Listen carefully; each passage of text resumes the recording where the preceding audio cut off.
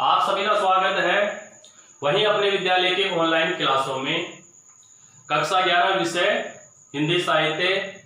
आज नए अध्याय की शुरुआत है, हम करने जा रहे हैं अध्याय संख्या 7। नींद उचट जाती है, नींद उड़ जाती है। कवि है इसके नरेंद्र शर्मा। ठीक है भाई। पहला पद है यो मैंने यहां लिख दिया है, पहले इसको पढ़ लेते हैं, फिर इसके कठिन शब्दार्थ अपने को लगते हैं वो यहां पर देख लेते हैं। ठीक है भाई। तो चलो देखिए। जब जब नींद उचट जाती है, पर क्या नींद उचट जाने से रात किसी की कट जाती है। देख देख दुए स्वप्न भयंकर, चौंक चौंक उठता हूं डरकर, पर भीतर के दुख स्वप्नों से अधिक भयावह है तम बाहर। आती नहीं ऊषा बस केवल आने की आहट है। देख अंधेरा नयन दुखते, दुश्चिंता में प्राण सूखते। सन्नाटा गहरा हो जाता जब जब श्वान श्रृंगार भूकते। भीत भावना भोर सुनहली नयनों के निकट लाती है। इस प्रकार इसको पढ़ लिया। अब जैसे कठिन शब्दार्थ अपने को लग रहे हैं वो यहां पर देख लेते हैं। जब जब नींद उचट जाती है, उचट जाने का मतलब नींद खुल जाती है। ठीक है। क्या नींद उचट जाने से रात कट का अर्थ होता है व्यतीत। ठीक है भाई। द्वय स्वप्न बुरे या डरावने, भयंकर भय युक्त। ठीक भाई। चौंक चौंक, चौंकने का अर्थ अचानक डर लगना, अचानक डर के उठ जाना, ऐसे ले लेना। ठीक है। उठता हूं डरकर भयभीत होकर। पर भीतर, भीतर का अर्थ होता है हृदय मन। द्वय स्वप्नों बुरे, स्वप्नों का स्वप्न रह जाएगा। भयावह डरावने। तम अंधकार या अंधेरा। ठीक है भाई। बाहर का मतलब बाहर। आती नहीं उषा सवेरा, बस केवल आने की आहट। आहट का मतलब होता है आने की आवाज, आने की आवाज, आने की सी आवाज होती है। ठीक है। देख अंधेरा नयन, नयन का अर्थ होता है आंखें। दुखते, दुखते का मतलब दर्द होना, दर्द होना। ठीक है। दुश्चिंता बुरी चिंताओं में, बुरी चिंताओं में। प्राण का मतलब प्राण ही रहेगा। ठीक है। सन्नाटा, सन्नाटा का अर्थ होता है शांत या चुप। गहरा घना हो जाता। श्वान कुत्ते, श्रृंगार सियार। भूंकते का तो भौंकते। ठीक है भाई। भीत डर, भावना का तो विचार होता है विचार। भोर सुबह, सुनहली सुंदर, नयनों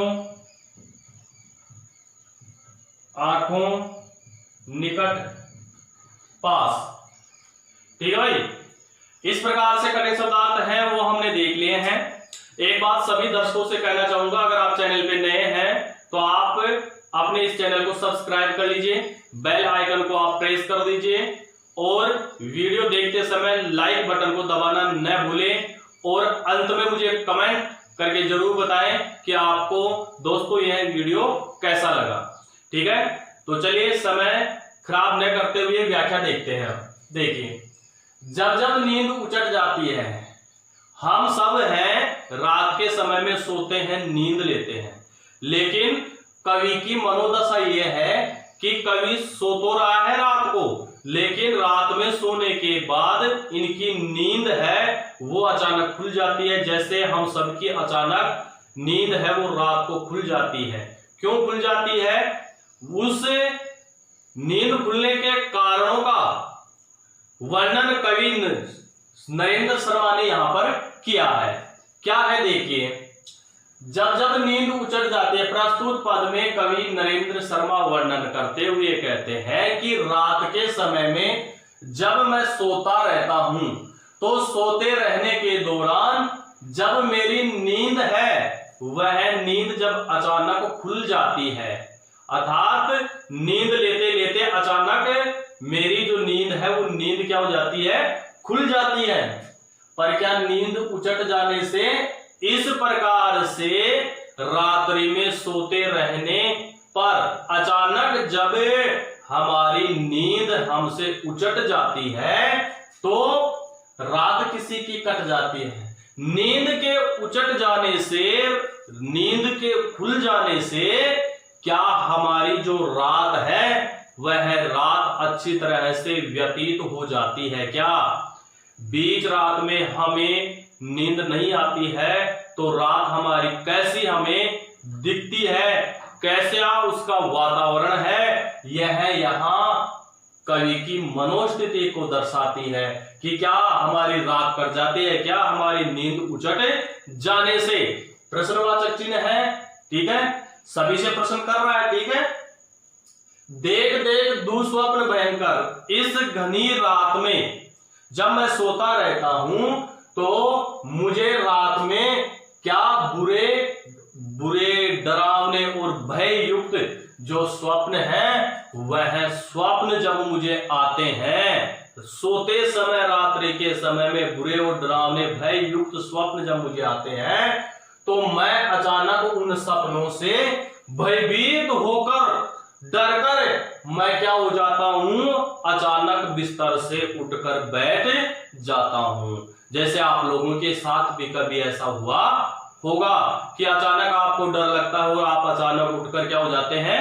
बैठ जाते हैं। ऐसे ही कवि है, रात्रि के समय सो रहा है और सोते सोते बुरे डरावने भय युक्त जो सपने हैं वो ले रहे हैं। उन सपनों से भयभीत होकर कवि है वो अचानक चौंक कर डर के मारे उठकर बैठ जाता है।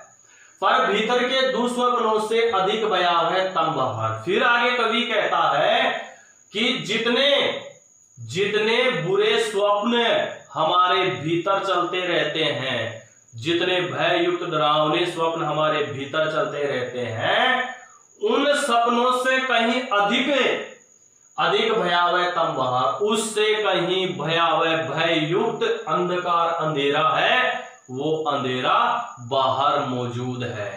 यानी कहने का तात्पर्य यह है, कवि ये कहना चाहता है कि मन के स्वप्न इतने बुरे नहीं है जितना घना अंधेरा बाहर दिखाई दे रहा है। आते नहीं मूसा, और इस प्रकार से डरे हुए मन को, हृदय को सिर्फ यही एक उम्मीद रहती है कि आशा आएगी, सुबह होगी, लेकिन आशा है वह भी नहीं आती, सवेरा भी नहीं होता, आने की आहट है। सिर्फ केवल यह महसूस किया जा सकता है कि अंधेरा होने के बाद में प्रातः काल क्या हो जाएगी? सुबह हो जाएगी, और ये चारों ओर छाया हुआ घना अंधेरा है ये क्या हो जाएगा? दूर हो जाएगा।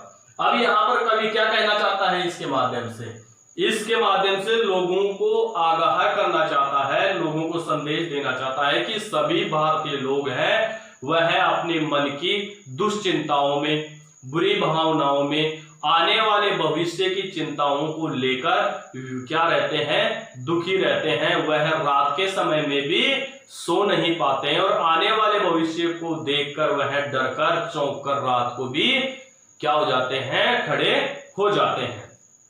ठीक है, आगे देखिए। देख अंधेरा नयन दुखते। फिर कवि कहता है आगे वर्णन करता हुआ कि बाहर जो घना अंधेरा है, उस घने अंधेरे को देखकर मेरी आंखें हैं, उन आंखों में दर्द होने लगता है। क्या होने लगता है? आंखों में दर्द होने लगता है। दुश्चिंता में प्राण सूखते, और घना अंधेरा होने के साथ साथ मेरे मन में बुरी चिंताएं हैं, उन बुरी चिंताओं ने भी घर बना लिया है। अर्थात मेरे हृदय में बुरी चिंताएं हैं, व्यर्थ की चिंताएं हैं, वह चिंताएं मेरे हृदय में उठने लगी है, जिसके कारण मेरे हृदय में स्थित प्राण हैं, वह प्राण सूखते हुए चले जा रहे हैं। सन्नाटा गहरा हो जाता, और फिर कवि कहता है कि रात्रि के समय में इस पृथ्वी पर उस घने अंधकार में कोई भी नहीं बोलता, पूरी प्रकृति है, पूरा अंधेरा है, वो शांत है, चुप है। तो यह सन्नाटा है, यह सन्नाटा और भी गहरा हो जाता है, उससे और भी ज्यादा डर लगने लगता है उस अंधेरे से। जब जब श्वान श्रृंगार भूंगते भीत भावना भोर सुनहरी, यानी सन्नाटा तो है ही है, और जब इस सन्नाटे के बीच में, जब इस रात्रि के समय में कुत्ते और सियार मिलकर, जब दोनों मिलकर आपस में भौंकते हैं, तो यह रात्रि का सन्नाटा और भी ज्यादा डरावना बन जाता है। यानी कुत्ते भी रात को भौंक रहे हैं और गीदड़ है रात को हुआ हुआ करते हैं, इसलिए वह रात्रि का अंधकार और भी ज्यादा डरावना बन जाता है।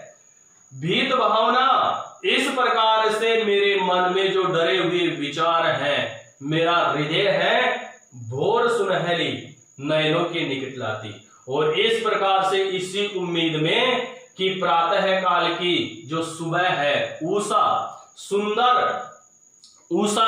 है, उषा मनोहारी है, वह क्या करेगी? नयनों के निकट लाती है, भोर सुनहरी नयनों के निकट लाती है।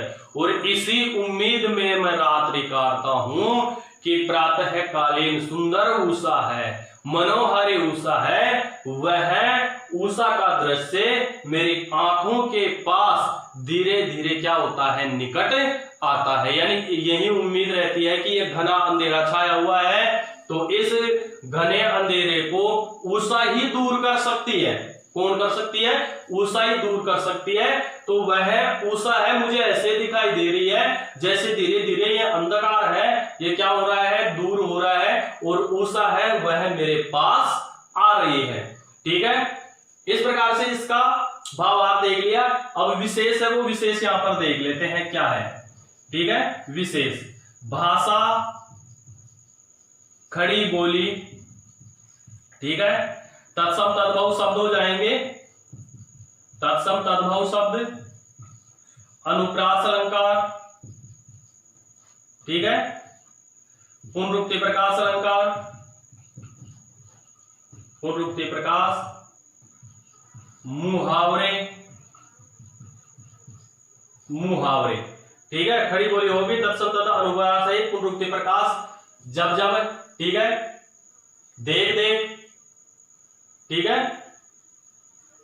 जब जब यह आएगा, ठीक है, पुनरुक्ति प्रकाश, मुहावरे।